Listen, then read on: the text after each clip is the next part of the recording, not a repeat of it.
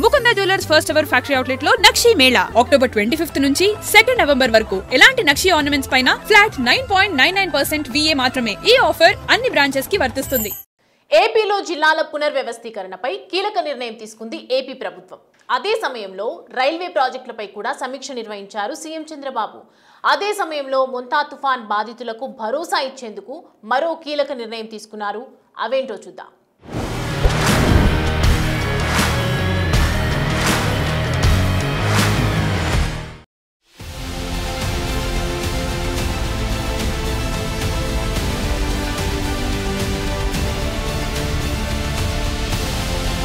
మోంతా తుఫాన్ కారణంగా దెబ్బతిన్న కోనసీమలోని తీర ప్రాంతాల్లో ఏరియల్ సర్వే నిర్వహించారు సీఎం నారా చంద్రబాబు. ఓడల రేవులోని తుఫాన్ పునరావాస కేంద్రాలను ఆయన పరిశీలించారు. పునరావాస కేంద్రాల్లోని నిర్వాసిత కుటుంబాలకు నిత్యావసర సరుకులు, 25 కేజీల బియ్యం, ఒక్కో కుటుంబానికి 3000 చొప్పున సాయం అందించారు.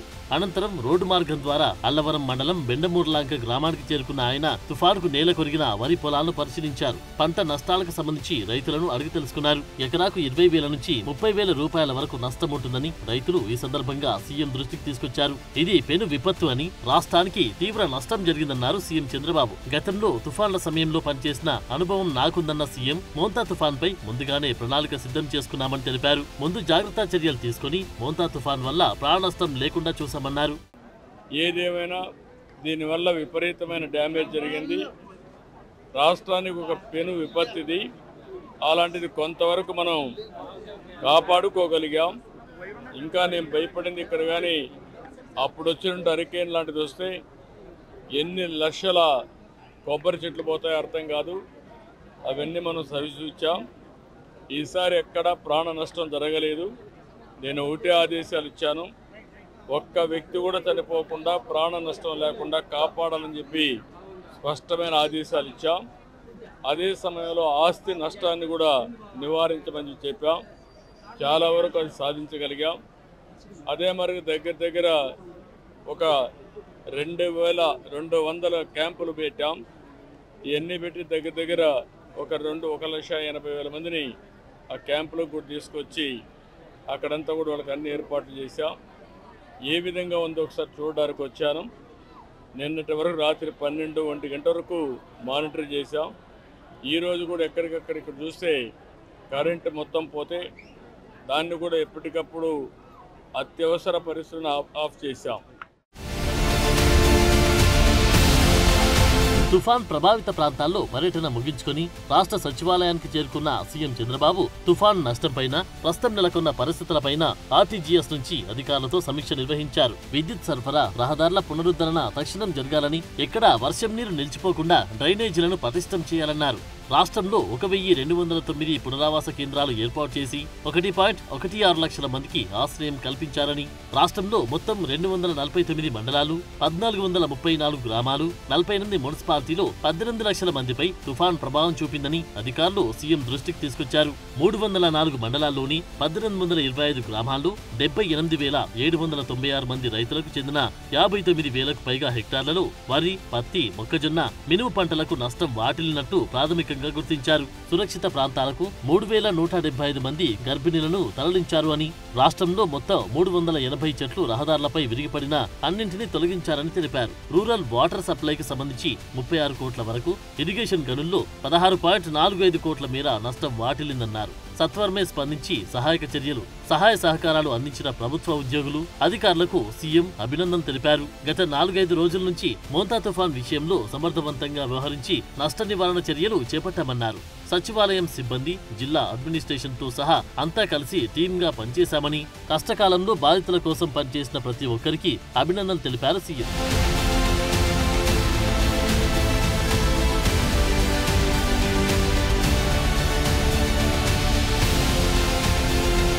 మోంతా తుఫాన్ పైనే సీఎం ఫుల్ టైం ఫోకస్ చేశారు. ఈదురుగాళ్ల కారణంగా విద్యుత్ సరఫరా నిలిచిపోయిన చోట వెంటనే పునరుద్ధరించేలా చర్యలు తీసుకోవాలని అధికారులను ఆదేశించారు. తుఫాను ప్రభావం ఉన్న ప్రాంతాల్లోని గ్రామ, వార్డు సచివాలయాల సిబ్బందితో ఆర్టీజీఎస్ నుంచి టెలికాన్ఫరెన్స్ నిర్వహించారు. బాధితులకు తక్షణ సాయం అందేలా గ్రామ, వార్డు సచివాలయ సిబ్బంది చూడాలని, స్థానిక పరిస్థితులను ఉన్నతాధికారులకు తెలియజేయాలని సీఎం వారికి సూచించారు. మొత్తంగా 3 సార్లు ఆర్టీజీ సెంటర్ నుంచి సమీక్ష చేయగా 2 సార్లు టెలికాన్ఫరెన్స్ నిర్వహించారు.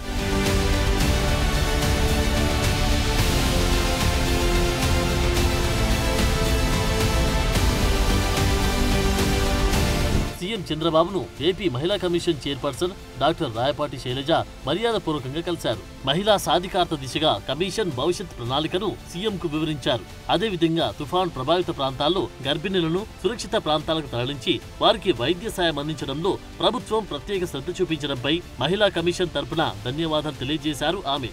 సీఎం ఈ సందర్భంగా పలు అంశాలను ఆమెతో చర్చించారు.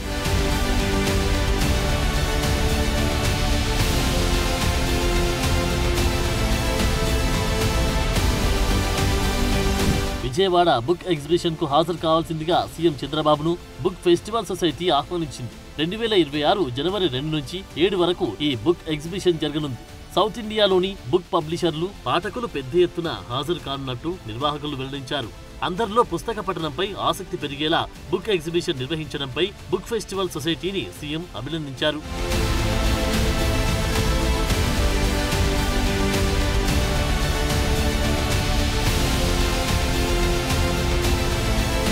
మోంతా తుఫాన్ ప్రభావంపై లంక గ్రామాల ప్రజలను అప్రమత్తం చేయాలని సీఎం చంద్రబాబు ఆదేశించారు. తాజా పరిస్థితిపై మంత్రులు, జిల్లా కలెక్టర్లు, ఎస్పీలతో టెలికాన్ఫరెన్స్ నిర్వహించారు. ప్రాణ నష్టం లేకుండా, ఆస్తి నష్టం ఎక్కువ జరగకుండా అధికారులు జాగ్రత్తలు తీసుకోవాలని కోరారు. పునరావాస శిబిరాల్లో ఉండే వారికి ఎలాంటి లోటుపాట్లు లేకుండా చూసుకోవాలని నిర్దేశించారు. తుఫాన్ ప్రభావిత జిల్లా కలెక్టర్లు ప్రతి గంటకి తుఫాన్ బులెటిన్ రిలీజ్ చేయాలని, మీడియాకు వాస్తవ పరిస్థితిని వివరించాలని, తప్పుడు సమాచారంతో ప్రజలను భయభ్రాంతులకు గురిచేసే వార్తలు రాకుండా జాగ్రత్తలు తీసుకోవాలని కోరారు.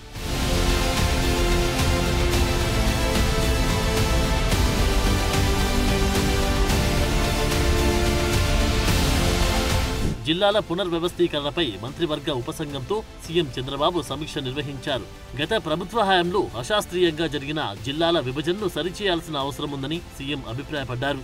ఇప్పటికే మంత్రివర్గ ఉపసంఘం పలుమార్లు సమావేశమై వివిధ వర్గాలు, ప్రజా సంఘాల నుంచి వచ్చిన వినతులను పరిగణలోకి తీసుకుంది. కొత్త జిల్లాల ఏర్పాటుతో తలెత్తిన సమస్యలు పరిష్కారం కావాలని, అదే సమయంలో కొత్త ఇబ్బందులు ఉత్పన్నం కాకుండా చూసుకోవాలని దిశానిర్దేశం చేశారు సీఎం. త్వరలో మరో సమావేశం నిర్వహించి మరింత లోతుగా అధ్యయనం చేయాలని మంత్రివర్గ ఉపసంఘానికి సీఎం సూచించారు. వీలైనంత త్వరగా ఈ ప్రక్రియను పూర్తి చేయాలన్నారు.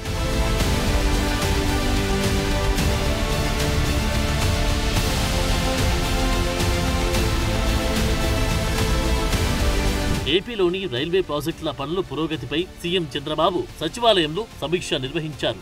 రాష్ట్రంలో ప్రస్తుతం 33,630 కోట్ల విలువైన రైల్వే ప్రాజెక్టుల పనులు పురోగతిలో ఉన్నాయన్నారు. ఈ కీలక ప్రాజెక్టులను వేగవంతం చేసేందుకు అనుసరించాల్సిన వ్యూహాలపై సమావేశంలో ప్రధానంగా చర్చించారు. కొత్త రైల్వే లైన్లు, అమృత్ భారత్ స్టేషన్ల అభివృద్ధి, రైల్వే ఓవర్, అండర్ బ్రిడ్జ్ల నిర్మాణాలకు సంబంధించి రైల్వే శాఖకు ప్రతిపాదనలు పంపడంపై చర్చ జరిగింది. నడికుడి శ్రీకాళహస్తి, గుంటూరు గుంతకల్, గుణదల మొస్తాబాద్ బైపాస్, రాయదుర్గ్ తుముకూరు మధ్య రైల్వే లైన్ ప్రాజెక్టుల పురోగతి సమీక్షలో ప్రస్తావనకు వచ్చాయి. హైదరాబాద్ బెంగళూరు, హైదరాబాద్ చెన్నై వయా అమరావతి మార్గాల్లో హైస్పీడ్ ఎలివేటెడ్ రైల్వే క్యారిడార్ల ప్రతిపాదనలపై సీఎం చర్చించారు. అమరావతిలో నిర్మించనున్న అంతర్జాతీయ విమానాశ్రయాన్ని అనుసంధానించేలా బుల్లెట్ రైల్ ప్రాజెక్టు ఉండాలని సూచించారు. Hyderabad Bengaluru high speed elevated corridor కూడా తిరుపతిని కలుపుతూ వెళ్లాలన్నారు. ఖరగ్పూర్ నుంచి ఏపీ మీదుగా చెన్నై వరకు నిర్మించ తలపెట్టిన డెడికేటెడ్ రైలు రవాణా కారిడార్ పైన సీఎం దిశానిర్దేశం చేశారు.